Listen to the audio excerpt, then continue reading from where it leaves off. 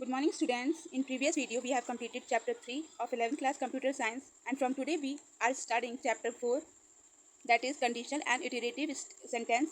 In this chapter we will study that how we can control we can manipulate the default flow of execution of our Python program. What are those features that are given to us by Python programming language to utter the flow of control or flow of execution of Python program, and what those statements are called and how they work, and we will do some related program from this statement. So first of all, the very important thing is to understand that what are program control statement. So let's read the definition. We can manipulate our program to run against its order, and those statements which control the flow of execution are called program control statement. Students, जब हम computer program लिखते हैं तो जो statement हम लिखते हैं अपने प्रोग्राम में, तो जब उनका एग्जीक्यूशन होता है, मतलब हर स्टेटमेंट पे जब एक्शन लिया जाता है तो वो ऑर्डरली होता है, ठीक है। जैसे पहला स्टेटमेंट जो लिखा है हमारे प्रोग्राम में वो पहले एग्जीक्यूट होगा, फिर दूसरे नंबर पे जो स्टेटमेंट लिखा है वो दूसरे नंबर पे एग्जीक्यूट होगा, सिमिलरली तीसरे नंबर पे जो लिखा है वो तीसरे नंबर पे, and so on till last statement तक हमारा प्रोग्राम एग्जीक्यूट होता है।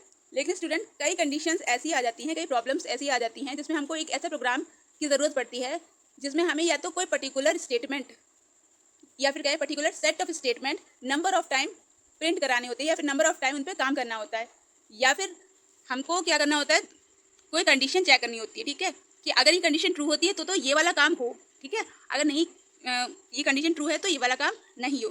तो ऐसे कंडीशन में जो है वो डिफ़ॉल्ट फ्लो ऑफ एग्जीक्यूशन काम नहीं आता है। वो तो क्या करेगा, शुरू से लेकर आखिर तक सारे ही स्टेटमेंट को एग्जीक्यूट करेगा, और हमें क्या चाहिए, हमें कुछ सेलेक्टेड स्टेटमेंट ही चाहिए पूरे प्रोग्राम के जो कि हमें एग्जीक्यूट करवाने हैं, और वो सिलेक्टेड हम जो वो सेलेक्ट करेंगे वो या तो किसी कंडीशन पे करेंगे या फिर इटरेशन करेंगे उस पर, ठीक है।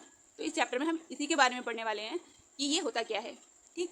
जो हम अपना normal flow of execution of computer program है उसको हम अटर कर सकते हैं या चेंज कर सकते हैं उस फ्लो ऑफ एग्जीक्यूशन को by using program control statement.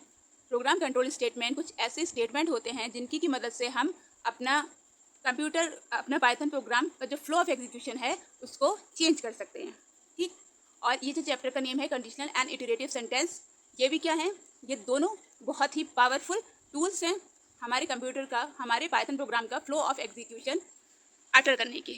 Okay, so now let us study about types of statement. There are 3 types of statement in Python programming. Number 1 is empty statement. Empty statement include null values. Student, ऐसे statement जिनके अंदर कोई value नहीं होती है उनको empty statement कहते हैं। जैसे फॉर एग्जांपल हमने कोई स्ट्रिंग लिखा, ठीक है, स्ट्रिंग डेटा टाइप में कुछ हमने वेरिएबल लिखा इक्वल्स टू, उसे असाइन करा दिया एक ऐसा स्ट्रिंग जो कि एम्प्टी है, तो इसको क्या कहेंगे, एम्प्टी स्टेटमेंट। लाइक ये स्ट्रिंग लिखा हमने एस, ठीक है, और इसके अंदर क्या करा, डबल कोटेशन का यूज़ करके स्पेस दे दिया, तो यहाँ पे स्ट्रिंग का कोटेशन तो दे रखे हैं लेकिन कोई स्ट्रिंग नहीं दे रखा है, ठीक। उसके अंदर की कोई वैल्यू, मतलब स्ट्रिंग की वैल्यू क्या है, 0 है। तो ऐसे स्टेटमेंट को जिनकी की वैल्यू 0 होती है या फिर जो एम्प्टी होते हैं उनको कहते हैं एम्प्टी स्टेटमेंट। इनका बेसिकली क्या काम होता है, हमारे प्रोग्राम में जस्ट पास करने का मतलब जैसे ही उस स्टेटमेंट पे हमारा एग्जीक्यूशन आए वैसे ही फ्लो ऑफ कंट्रोल चेंज हो जाए। ओके, ना सेकेंड टाइप होता है simple statement. Simple statement of Python programming language वो स्टेटमेंट होते हैं जो विद इन 1 लाइन ख़त्म हो जाते हैं। जैसे फॉर एग्जांपल प्रिंट हेलो, ये बहुत ही सिंपल स्टेटमेंट है। इसमें क्या है, एक ही लाइन में, पहली बात तो ये एक ही लाइन में ख़त्म हो गया है, और दूसरा क्या है, इसमें आपको सिंपली एक हेलो वैल्यू प्रिंट करवा देनी है, ठीक है। तो एम्प्टी स्टेटमेंट क्या होते हैं, जिनकी की वैल्यू या फिर जिनकी की वैल्यू फॉल्स या फिर एम्प्टी होती है, ठीक, बिल्कुल खाली होती है, और ये पास की तरह एक्ट करते हैं। फिर ये सिंपल स्टेटमेंट, ये क्या करते हैं, ये बहुत ही छोटे छोटे जो हमारे स्टेटमेंट होते हैं उनको कहते हैं। जैसे यहाँ पे जो स्टेटमेंट लिखा है प्रिंट हेलो, ये क्या है, हमारा सिंपल स्टेटमेंट, ठीक है। तो एक लाइन के स्टेटमेंट सिंपल स्टेटमेंट होते हैं, और जिन स्टेटमेंट के अंदर कोई वैल्यू नहीं होती है या फिर नल वैल्यू होती है या फिर एम्प्टी स्ट्रिंग होती है, ये सब अंडर में आ जाते हैं एम्प्टी स्टेटमेंट के। और थर्ड टाइप का होता है compound statement. Compound statement are more than one statement executed in order. Student, ये हैं इंपॉर्टेंट, क्योंकि जब हम फ्लो ऑफ एग्जीक्यूशन अटर करने की बात करते हैं तो कंपाउंड स्टेटमेंट ही यूज़ किए जाते हैं। जैसे हमारा सिंटैक्स है इसका कि सबसे पहले हमको स्टेटमेंट का हेडर लिखना है, ठीक, उसके बाद स्टेटमेंट 1 स्टेटमेंट 2 लिखना है, और ख़त्म। ये क्या है, हमारा कंपाउंड स्टेटमेंट का सिंटैक्स है। स्टेटमेंट हेडर में हम जो भी हम सेट ऑफ स्टेटमेंट का हेड का नेम देना चाह रहे हैं वो देते हैं, और उसके बाद क्या करते हैं, उसके बाद हम कॉलन का साइन लगाते हैं। देन आफ्टर स्टेटमेंट जितने भी हमको उस हेडर के अंडर रखने हैं उनको रख देते हैं, एंड देन हमारा जो स्टेटमेंट हेडर है वो क्लोज हो जाता है इसके बाद। ठीक, अब क्या होता है, जो भी चीज़ स्टेटमेंट हेडर के अंडर लिखी होती है वो चेक होती है। अगर वो ठीक होती है तो उसके अंडर के जो स्टेटमेंट है उनको प्रिंट किया जाता है, अदरवाइज उनको इग्नोर करके आगे चला जाता है।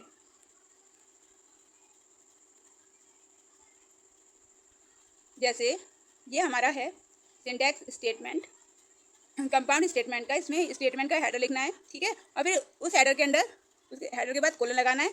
फिर क्या करना है आपको, जो भी स्टेटमेंट हम उस हेडर के अंदर लिखने चाह रहे हैं वो प्रॉपर इंडेंटेशन पे लिखिए। मतलब जो हमारा हेडर है, स्टार्टिंग है यहाँ से बराबर की दूरी पे लिखनी है। 3 स्टेटमेंट है तो तीनों के जो स्टार्टिंग पॉइंट है वो सेम होने चाहिए, ठीक है। ये नहीं कि अगर एक स्टेटमेंट यहाँ से स्टार्ट है तो एक स्टेटमेंट यहाँ से, अगर आपने ऐसा किया तो एरर मैसेज शो हो जाएगा।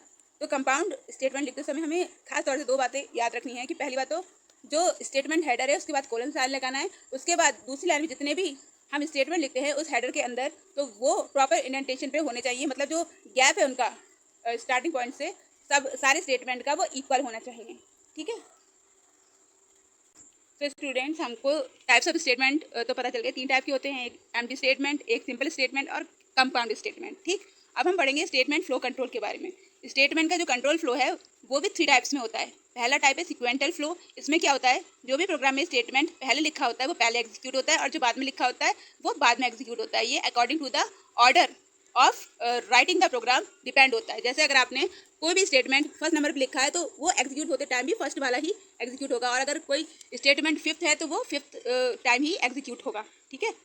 अब इसमें क्या होता है स्टूडेंट, ये जो है सीक्वेंटल फ्लो ये बहुत ही सिंपल है और ये default flow of Python programming है। मतलब अगर आप कोई भी अलग से फ्लो सेट नहीं करते हैं, कोई भी ऐसे स्टेटमेंट नहीं लगाते हैं जिससे कि आपका प्रोग्राम का फ्लो अटर हो, तो उन स्टेटमेंट को कहते हैं सीक्वेंटल फ्लो स्टेटमेंट, ठीक है। यहाँ पे क्या होता है, आपका जो कंप्यूटर प्रोग्राम का एग्जीक्यूशन है वो स्टेप बाय स्टेप होता है। मतलब स्टेटमेंट 1 का होगा, फिर 2 का होगा, फिर 3 का होगा, देन लास्ट का होगा, ठीक।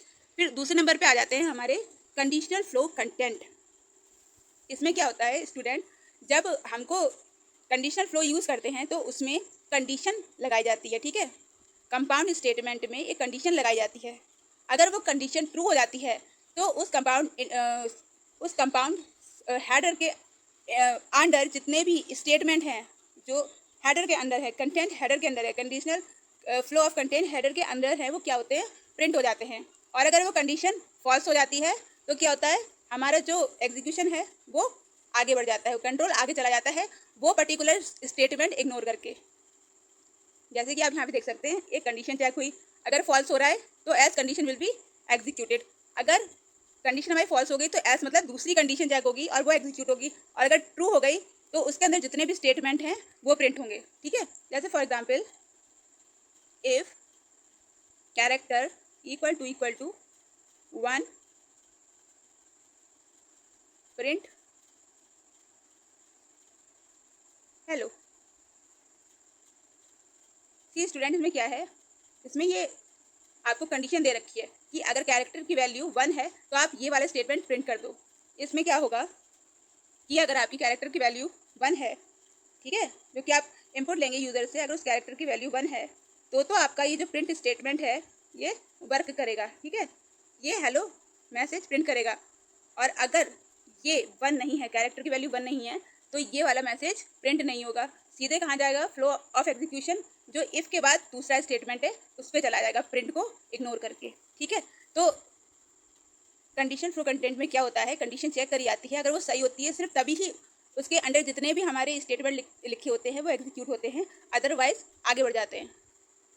इसके बाद स्टूडेंट, थर्ड टाइप के फ्लो हमारे पाइथन प्रोग्राम में है इटरेटिव फ्लो। इटरेटिव फ्लो क्या होता है, इटरेशन मतलब रिपीटिशन। अगर हम किसी पर्टिकुलर सेट ऑफ स्टेटमेंट को नंबर ऑफ टाइम रिपीट करवाना चाह रहे हैं तो हम इटरेशन स्टेटमेंट का इस्तेमाल करते हैं, ठीक है। इसमें क्या होता है, आपकी कंडीशन चेक करी जाती है और अगर वो ट्रू है तो सेट ऑफ स्टेटमेंट क्या कर दिया जाता है, एग्जीक्यूट करवा दिया जाता है। लेकिन यहाँ पे कहानी यहीं पे नहीं ख़त्म होती है। अगर वो ट्रू है और सेट ऑफ जो स्टेटमेंट है वो अगर हमने एग्जीक्यूट भी करवा दिए, उसके बाद फिर से लूप दोबारा लौट के उस कंडीशन पे आता है वो चेक करने को क्या अभी भी उसकी वैल्यू वही है, ठीक है। और अगर होती है, कंडीशन ट्रू होती है, तब तक वो स्टेटमेंट प्रिंट होते रहेंगे और जैसे ही फॉल्स होगा वैसे ही एंड हो जाएगी। जैसे इसको एक एग्जाम्पल से समझेंगे, if I is greater than equal to 11 print wow and I equal to I plus 1। So student आपने क्या देखा, ये मैंने कुछ सेट ऑफ स्टेटमेंट लिखे हैं जिसमें कि हेडर ये वाला पार्ट है, इफ़ आई इक्वल्स टू, यहाँ पे कोलन लगेगा, if I is greater than equal to 11 then print wow, और आई की वैल्यू एक बार और इंक्रीमेंट हो रही है। मतलब इसमें स्टूडेंट जो भी आई की वैल्यू हमें जो प्रोग्राम के बाकी पार्ट से इनपुट करवाई जाएगी या फिर जो भी सेट करी जाएगी आई की वैल्यू, वो इफ़ कंडीशन में चेक होगी कि वो आई की वैल्यू जो है वो क्या है, 11 से बड़ी है या उसके बराबर है। अगर ये कंडीशन ट्रू होती है तो प्रिंट वाव होगा, वरना नहीं होगा। और जैसे ही कंडीशन ट्रू होती है और हमारा वाव प्रिंट होता है, फिर नेक्स्ट सेट ऑफ स्टेटमेंट क्या है हमारा, कि जो हमारी आई की वैल्यू है वो क्या कर जाए, 1 का इंक्रीमेंट ले जाए, ठीक है।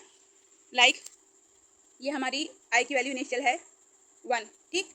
उसके बाद जब हमने देखा कि 1 11 से बड़ा है तो कंडीशन हमारी ट्रू हो गई, तो एक बार क्या प्रिंट हो गया, वाव, ठीक है। क्या प्रिंट हो गया, वाव, ठीक। अब क्या हो गया, आई की वैल्यू 1 तो थी और 1 उसमें इंक्रीमेंट लग गया, 1 + 1 2 हो गई, ठीक। अब फिर से आई की वैल्यू चेक हुई, क्या ये 11 से बड़ी है, तो आई की वैल्यू 2 है, और ये ऑफकोर्स 11 से बड़ी है, तो फिर से मैसेज क्या प्रिंट हो जाएगा, वाव। फिर क्या होगा, फिर हमारी आई की वैल्यू 2 हो चुकी है, अब उसका एक इंक्रीमेंट हो जाएगा तो 3 हो जाएगी। अब 3 को चेक किया जाएगा, क्या ये 11 से बड़ा है, फिर से कंडीशन ट्रू होगी, तो फिर से ये सेट ऑफ स्टेटमेंट क्या होगा, रिपीट हो जाएगा, फिर से प्रिंट हो जाएगा, वाव। तो इसी को कहते हैं इटरेटिव स्टेटमेंट। जब हमें किसी स्टेटमेंट को रिपीटेडली प्रिंट करवाना हो, रिपीटेडली एग्जीक्यूट करवाना हो, तो हम इटरेटिव स्टेटमेंट का यूज़ करते हैं। और while for loop is the best example of iterative statement. अब स्टूडेंट, इटरेटिव स्टेटमेंट के लिए एक टर्मिनेटिंग कंडीशन भी होनी चाहिए और उसको हम एग्जिट कंडीशन भी कहते हैं। अगर कोई टर्मिनेटिंग कंडीशन हमारी नहीं होगी तो हमारा जो, अगर सपोज कर लीजिए हमारी वैल्यू कभी फॉल्स हुई नहीं, तो एक ही जो हमारा स्टेटमेंट है वो इनफाइनाइट नंबर टाइम तक प्रिंट होता रहेगा। और ऐसे इस टाइप के जो लूप होते हैं जिनमें कोई टर्मिनेटिंग कंडीशन नहीं होती है, तो इनको कहते हैं इनफाइनाइट लूप। और ये मतलब आपका वो स्टेटमेंट जो कि ट्रू कंडीशन के अंडर में है वो तब तक प्रिंट करते रहेंगे जब तक कंप्यूटर की मेमोरी पूरी हैंग नहीं हो जाती। स्टूडेंट, हमने नंबर ऑफ स्टेटमेंट के बारे में पढ़ा और कितने फ्लो ऑफ कंट्रोल होते हैं, 3 टाइप के फ्लो ऑफ कंट्रोल के बारे में पढ़ा। पहला होता है सीक्वेंट, दूसरा होता है इटरेशन एंड कंडीशन, तीसरा होता है, ठीक है। अब हम किसके बारे में पढ़ेंगे, प्रोग्राम लॉजिक डेवलपमेंट टूल के बारे में। ये कौन से टूल्स होते हैं, ये वो टूल्स होते हैं जो हमारे कॉम्प्लेक्स प्रोग्राम को लॉजिक डेवलपमेंट का काम करते हैं। जैसे अगर हमारा कोई प्रोग्राम बहुत ही ज़्यादा कॉम्प्लेक्स है, ठीक है, बहुत ही ज़्यादा टफ है, तो उसको सॉल्व करने के लिए हमको कुछ लॉजिक्स लगाने पड़ते हैं। उन लॉजिक को डेवलप कैसे कर सकते हैं हम, इन टूल्स का यूज़ करके। तो इसमें सबसे पहले क्या आते हैं, एल्गोरिथम। एल्गोरिथम हमने क्लास 5 से पढ़ी है। And algorithm is a set of step by step instruction that describe how to perform a task. Algorithm क्या है, जो भी हमारी प्रॉब्लम है उसका स्टेप बाय स्टेप सॉल्यूशन है, ठीक है।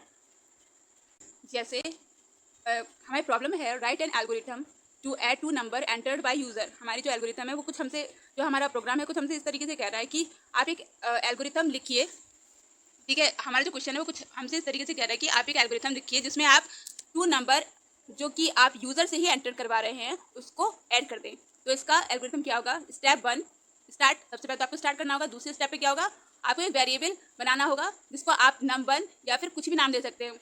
मैं ये दे देती हूँ, ठीक है। फिर read value num1 and num2, ठीक। देखिए पहले स्टेप में क्या करा है, पहले स्टेप में हमारा एल्गोरिथम का क्या है, हमने स्टार्ट किया है, ठीक। उसके बाद हमने वेरिएबल डिक्लेयर कर दिए ए और बी, ठीक। ए पहला नंबर और बी दूसरा नंबर। अब हम क्या करेंगे, रीड करेंगे, क्योंकि यूज़र से लेना है, रीड करेंगे जो फंक्शन अवेलेबल है प्रोग्रामिंग लैंग्वेज पे उसका यूज़ करके। अब क्या करेंगे, ऐड कर देंगे, ठीक है।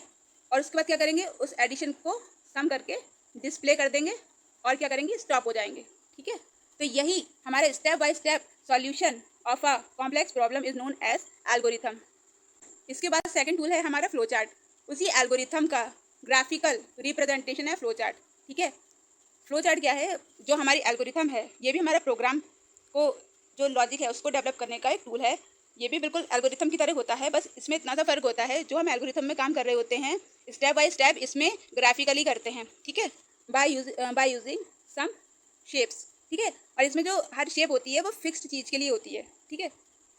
इसके बाद है हमारे स्टूडेंट थर्ड प्रोग्रामिंग टूल है हमारा सीडी कोड। इसमें क्या होता है, ये एक टाइप का कोड होता है। इसमें भी क्या होता है, हमें प्रॉब्लम होती है वो सॉल्व करी जाती है, उसका जो स्टेप्स हैं और फ्लो कैसे करेगा, उसमें फ्लो ऑफ कंट्रोल क्या रहेगा, ये सब कुछ इंक्लूड किया जाता है सीडीओ कोड में। और ये रफली लिखी जाती है without using any programming language, लेकिन हमको पता होता है बेसिकली कि हमें स्टेप्स क्या लेने हैं फॉर कंप्लीटिंग अ प्रोग्राम। इसके बाद last programming logic development tool है हमारा डिसीजन ट्री।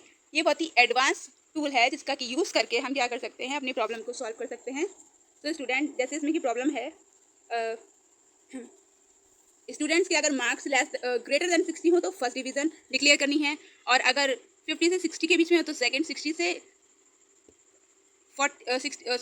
से 60 के बीच में हो तो सेकंड, 40 से 50 के बीच में हो तो थर्ड, एंड 40 से भी कम हो तो फेल। तो स्टूडेंट, इसमें जो हमारा डिसीजन ट्री बनेगा उसमें सबसे पहला स्टेप क्या होगा कि एंटर नंबर, ठीक है, आपका नंबर एंटर होगा, ठीक। अगर वो 60 से बड़ा है, अगर यस हो जाता है, 60 से बड़ा हो जाता है, तो क्या होगा, हमारा एक मैसेज प्रिंट हो जाएगा फर्स्ट डिवीज़न। और अगर नो नहीं होगा तो क्या होगा, दूसरे के लिए चेक किया जाएगा, चेक कि वो नंबर जो है हमारा क्या 50 और 60 के बीच में लाई कर रहा है, ठीक है। और अगर 50 और 60 के बीच में लाई कर रहा है, यस है, तो सेकंड डिवीज़न प्रिंट हो जाएगी, ठीक है, सेकंड डिवीज़न। और अगर नहीं लाई कर रहा है, नो है इसका, तो फिर 40 से 50 तक की चेक करी जाएगी, ठीक है। तो ऐसे करके ये एक ट्री बन जाता है, ठीक, जिसमें कि आप आराम से पता लगा सकते हैं कि आपकी जो प्रॉब्लम है उसमें पहला स्टेप क्या है, ठीक है, और हम कहाँ तक पहुँच चुके हैं। और ये बहुत ही एडवांस तरीका है हमारी प्रॉब्लम को बहुत ही एफिशिएंट वे से सॉल्व करने का, जो कि आजकल हम यूज़ कर रहे हैं। बेसिकली ट्री ही स्ट्रक्चर यूज़ करा जाता है प्रॉब्लम की सॉल्विंग के लिए। So student, this was all for today. यही हमारी आज की वीडियो में था। इस चैप्टर में जो हम इटरेटिव एंड कंडीशनल स्टेटमेंट पढ़ने वाले हैं, उसका जो इंट्रो था वो आज दे दिया है, ठीक है। जो बेसिक चीज़ें उन स्टेटमेंट को करने से पहले जानने की ज़रूरत थी, वो आज इस वीडियो में हो चुकी हैं। कल हम कंडीशनल स्टेटमेंट पढ़ेंगे with one proper example, and then after we will study about iterative statements. Okay, so thank you.